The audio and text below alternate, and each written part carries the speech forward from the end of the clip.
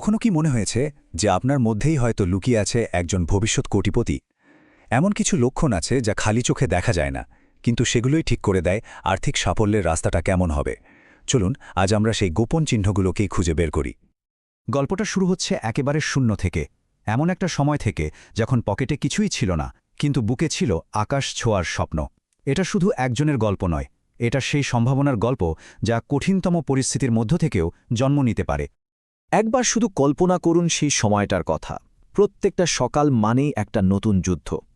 একদিকে ঋণের বোঝা আর আরেকদিকে বিল মেটানোর চিন্তা, সব মিলিয়ে যেন একটা অদৃশ্য জালে আটকে থাকা।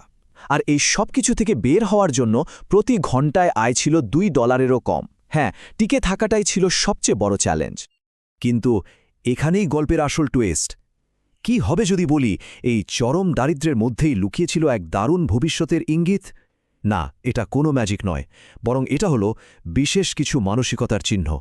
চলুন সেই গোপন চেকলিস্টটা একবার মিলিয়ে দেখা যাক। তো প্রথম আর সবচেয়ে পাওয়ারফুল লক্ষণটা হলো একটা মস্ত বড় মানসিক বাধা টপকে যাওয়া। এটা হলো সেই মিথ্যাটাকে চিনে ফেলা যা সমাজ আমাদের মাথায় ঢুকিয়ে দিয়েছে আর যা আমাদের সফল হওয়ার পথে সবচেয়ে বড় দেওয়াল হয়ে দাঁড়ায়। সমাজে একটা কথা খুব চলে, আর এটাই সম্ভবত সবচেয়ে বড় মিথ্যা: টাকা আপনার সমস্যা সমাধান করতে পারে না। ভাবুন তো, একজন ধনী মানুষ যখন এই কথাটা বলেন তখন শুনতে কতই না ভালো লাগে, কিন্তু এর পেছনের আসল সত্যিটা কি? দেখুন, সমস্যাগুলোকে না আমরা দুটো ভাগে ভাগ করতে পারি। প্রথমটা হলো টিকে থাকার সমস্যা, যেমন খাবার, থাকার জায়গা, স্বাস্থ্য। এগুলোর সমাধান একদম পরিষ্কার, আরও টাকা।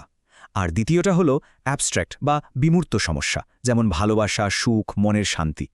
এগুলোর সমাধান টাকা নয়, ঠিক, কিন্তু আসল কথাটা হলো প্রথম ধাপের সমস্যাগুলো যদি না মেটে, তাহলে দ্বিতীয় ধাপ নিয়ে ভাবার সুযোগটাই তো পাওয়া যায় না।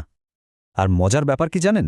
সমাজের মাথারা প্রায় চায় যে সাধারণ মানুষ বিশ্বাস করুক টাকার কোনো দরকার নেই, অথচ এই সাধারণ মানুষগুলোই নিজেদের জীবনের সবচেয়ে মূল্যবান সময়টা এমন সব কাজে নষ্ট করে যা তারা করতে ভালোবাসে না, শুধুমাত্র সামান্য কিছু টাকার জন্য। যেই মুহূর্তে কেউ এই ভণ্ডামিটা ধরে ফেলতে পারে, সেই মুহূর্তেই সে সফলের প্রথম সিঁড়িতে পা রাখে।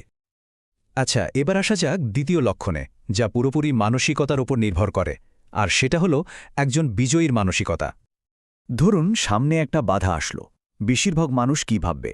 আমার কপালটাই খারাপ, এখানেই রাস্তা শেষ। কিন্তু যার মানসিকতা বিজয়ীর মতো, সে এটাকে একটা পাজল বা ধাঁধা হিসেবে দেখে। তার প্রশ্নটা এটা কি করা সম্ভব হয় না, তার প্রশ্ন হয় এটা কিভাবে সম্ভব করা যায়। এই ছোট্ট একটা পার্থক্যের মধ্যেই কিন্তু লুকিয়ে আছে সাফল্যের আসল চাবিকাঠি।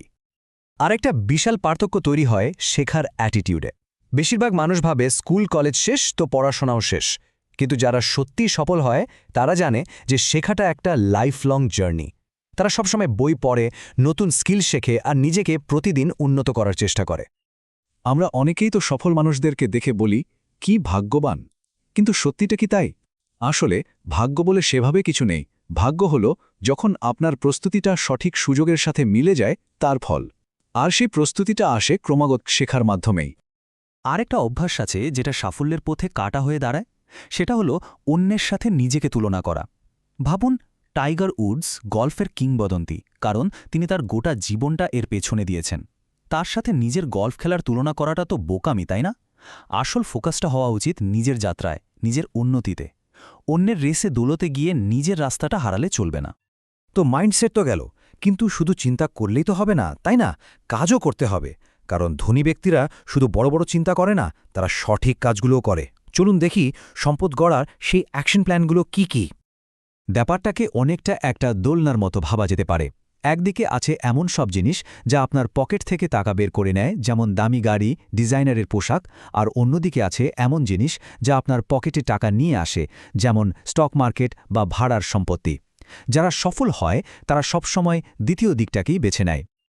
একটা কথা আছে না, সৎসঙ্গে স্বর্গবাস। ব্যাপারটা ঠিক তাই। একজন মানুষের ভবিষ্যৎ কেমন হবে তা অনেকটাই নির্ভর করে সে কাদের সাথে মিশছে। যারা সারাক্ষণ দেশের অর্থনীতির আর নিজের দুর্ভাগ্যের কথা বলে, তাদের সাথে থাকলে নিজের মানসিকতাও নেগেটিভ হয়ে যায়। উল্টোদিকে বিজয়ীদের সাথে থাকলে নতুন সুযোগ আর সাফল্যের কথাই মাথায় ঘুরবে। আচ্ছা, চলুন একটা সিনারিও ভাবা যাক। ধরুন কেউ একজন লটারিতে $5 লাখ জিতল। এখন এই টাকা দিয়ে কি করা হবে? এখানে আসল পরীক্ষা। যার আত্মবিশ্বাস কম, সে হয়তো ভাববে এই সুযোগ আর আসবে না। আর সাথে সাথে পুরো টাকা দিয়ে একটা দামি গাড়ি কিনে ফেলবে। ফলাফল, কয়েক বছর পর গাড়ি থাকবে কিন্তু টাকা শেষ। অন্যদিকে যার নিজের ওপর বিশ্বাস আছে, সে জানে যে সে আরও টাকা আয় করতে পারবে, তাই সে পুরো টাকাটা ইনভেস্ট করবে। কয়েক বছর পর সেই ইনভেস্টমেন্টের লাভ দিয়েই সে গাড়িটা কিনবে, আর তার আসল টাকাটাও কিন্তু জায়গা মতোই থাকবে। এটাই হলো আত্মবিশ্বাসের খেলা। আমরা একদম শেষে চলে এসেছি। এতক্ষণ ধরে যে লক্ষণগুলো নিয়ে কথা বললাম, সেগুলো যদি কারোর মধ্যে থাকে, তাহলে ভবিষ্যৎটা আর কোনো ধোঁয়াশা থাকে না, বরং নিজের হাতেই সেই ভবিষ্যৎ গড়ার একটা পরিষ্কার রোডম্যাপ তৈরি হয়ে যায়। তাহলে চলুন এক নিঃশ্বাসে 7টা লক্ষণ আরেকবার দেখে নিই।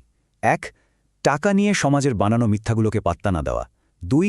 বাধার মধ্যে সুযোগ খুঁজে বের করা। 3. দায় না কিনে সম্পদ কেনাকে প্রায়োরিটি দেওয়া। 4. শেখাটাকে একটা সারা জীবনের অভ্যাস বানানো। 5. অন্যের সাথে তুলনা করে সময় নষ্ট না করা। 6. বিজয়ীদের সাথী থাকা। আর সবশেষে 7 নম্বর, নিজের ক্ষমতার ওপর ভরসা রাখা। এখন প্রশ্নটা হলো, এই লক্ষণগুলোর মধ্যে ঠিক কতগুলো নিজের সাথে মিলছে? একটু সততার সাথে নিজেকে এই প্রশ্নটা করে দেখতে হবে। যদি এর কয়েকটাও মিলে যায়, তাহলে এটা নিশ্চিত যে সাফল্য আসবেই।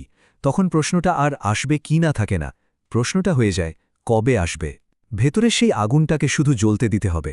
আসল প্রশ্নটা হলো, সেই আগুন দিয়ে কতটা বড় ইতিহাস তৈরি করার জন্য প্রস্তুত থাকা যায়।